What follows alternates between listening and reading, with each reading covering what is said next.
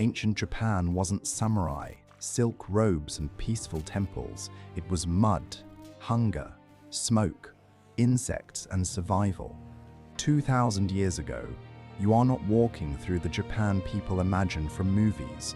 There are no samurai castles, no neat stone gardens, no quiet Kyoto streets. You are stepping into the Yayoi period, a world of wet rice fields, wooden watchtowers, thatched homes, bronze rituals, and villages that protect their food like their future depends on it. Because it does. Today, you are not just learning about ancient Japan. You are trying to survive one full day inside it. Stay with me, because by nightfall, this village will feel less like history and more like a test you were never ready to take. The sun has not fully risen, and you wake inside a small thatched pit, dwelling in northern Kyushu. The floor is hard, the air is smoky. Your blanket does almost nothing against the cold ground. There is no mattress, no heater, no alarm clock, no phone, no soft morning comfort waiting to save you. Outside, the village is already moving. Someone carries water, someone checks tools, someone feeds a fire. Dogs bark, children shuffle half awake. Smoke hangs low in the morning air. You step outside and see the settlement clearly. Houses sit close together. Raised storehouses stand above the ground to protect grain from dampness, pests, and theft. A fence circles the village.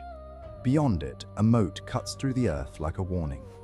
This is not decoration. Nobody digs a moat for beauty. A moat means the village has something worth protecting. It means someone outside these walls may want what is stored inside. And in this world, the most valuable thing is not gold, not jewelry, not a title. It is food. Breakfast is simple. Maybe rice, millet, beans, fish, shellfish, nuts, or whatever the season allows. There is no easy meal waiting beside the fire. Food here is survival. Every bite exists because someone planted, gathered, caught, carried, stored, or cooked it. Nothing arrives easily. Then you go toward the rice fields. Mud grips your feet the moment you step in. Cold water rises around your ankles. The ground pulls at your legs like it wants to keep you there. Wet rice farming is slow, physical, and unforgiving. Water has to be controlled. Fields have to be watched. Crops have to be planted and harvested at the right time. One careless mistake can hurt the whole village. You bend down and copy the others. Your back aches almost instantly. Your hands sink into the mud. Your legs burn. Mosquitoes swarm around you like they have been waiting all season. You thought surviving ancient Japan meant facing warriors, but first it means staying upright while everyone notices whether you are useful. Because here, usefulness matters. Rice did more than feed people. It changed society. Earlier communities hunted, gathered, fished, and moved with the seasons. But rice farming pushed people into fixed villages, shared labor, water control, storage, planning, and protection. Once a village stores food, somebody has to guard it. Once somebody guards it, somebody gains authority. Once authority appears, life becomes less equal. And that is when this peaceful-looking village becomes much more complicated. By mid-morning, you start noticing that people are not all treated the same. Some families had better goods. Some houses look more important. Some people give orders while others follow. Clothing, tools, housing, and burials can all reveal status.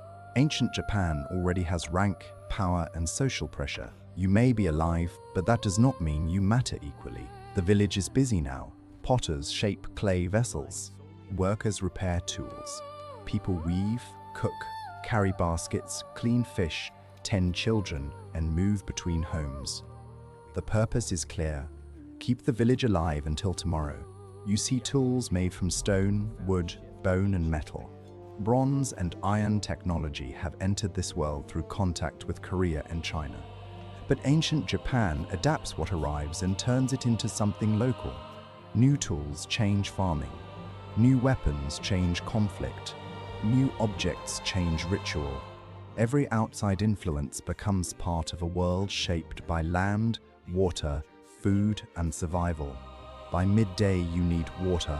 There is no tap, no private well beside every house, no easy shortcut. Water comes from springs, rivers, wells, or nearby sources, and someone has to carry it. Every trip costs energy. Every drop matters. You begin to understand something modern people forget. Convenience hides labor.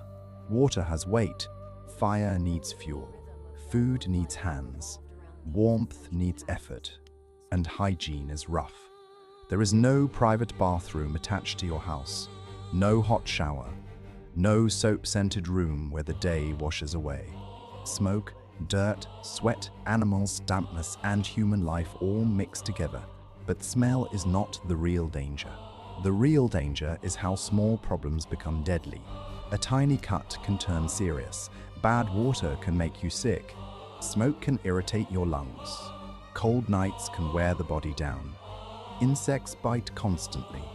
There are no antibiotics, no urgent care clinic, no pharmacy shelf, no quick help waiting nearby. Your body is your first survival tool, and if it fails, there is no backup plan. Still, this world is not foolish, it is skilled. The people around you understand seasons, soil, water, plants, fish, forests, animals, tools, fire, and survival. They build storehouses, dig moats, organize labor, shape pottery, trade, farm, and read the land because their lives depend on it. Then something catches your attention. Bronze. Maybe a bell, mirror, weapon, or ritual object. A bronze bell, known as a dotaku, is not everyday junk. It may be tied to farming rites, spiritual protection, or prayers for a good harvest. And that makes sense. When rain decides your future, you do not just plant rice. You pray the world cooperates. The village's spiritual life is tied to nature, crops, ancestors, and unseen forces. Birds, fields, water, seasons, and harvest cycles all carry meaning. Survival and belief belong to the same world. If the harvest succeeds, people live. If it fails, hunger enters the village. And hunger is not the only threat waiting outside the fence. In the afternoon, you look again at the moat and watchtower. Earlier, they seemed interesting. Now they feel necessary. This settlement may trade with neighbors, but it also prepares for conflict. Rice creates surplus. Surplus creates targets. Land matters. Water matters. Stored grain matters most of all. A nearby group might be friendly today and desperate tomorrow. Imagine a village where the entire food supply is stored in one place, everyone knows it, and there is no modern protection waiting outside. That is the tension. Ancient Japan is beautiful in pieces, but it is not safe in the modern sense. Peace depends on strength, planning, labor, and everyone doing their part. As evening comes, workers return. Smoke rises from homes again. Food is prepared over fire. After a day of mud, insects, water carrying, aching muscles, and pressure, even plain rice feels valuable. You sit near the warmth and finally understand something. Ancient life is not slow because people are relaxed. It is slow because every task takes effort. Children stay close. Elders watch the village. Someone tells a story that will never be written down. Most human lives disappear like smoke, even when they helped build the future. Night falls and the village changes. The fields become dark shapes. The fence feels more serious. The watchtower no longer looks dramatic. It looks necessary. There are no streetlights, no safe roads, no instant warning system, no one coming from far away to rescue you. If something moves beyond the moat, people listen. You lie back on the hard floor, your feet hurt, your hands are scratched, your stomach is uncertain. Smoke still hangs in the air. The night is quiet, but not peaceful. You survived the day, but only because the village carried you more than you carried it. And that is the secret of ancient Japan. Survival was not about being tough alone. It was about belonging to the system. The four samurai, castles, court poetry, and modern Tokyo. There were rice fields, moats, raised storehouses, bronze objects, smoke-filled homes, and people fighting to protect tomorrow's meal. So could you survive 24 hours in ancient Japan? Maybe, but only if you listened, worked, respected the rules, and understood that in this world, one bad harvest could change everything. If this journey pulled you into the past, like and subscribe for more immersive history.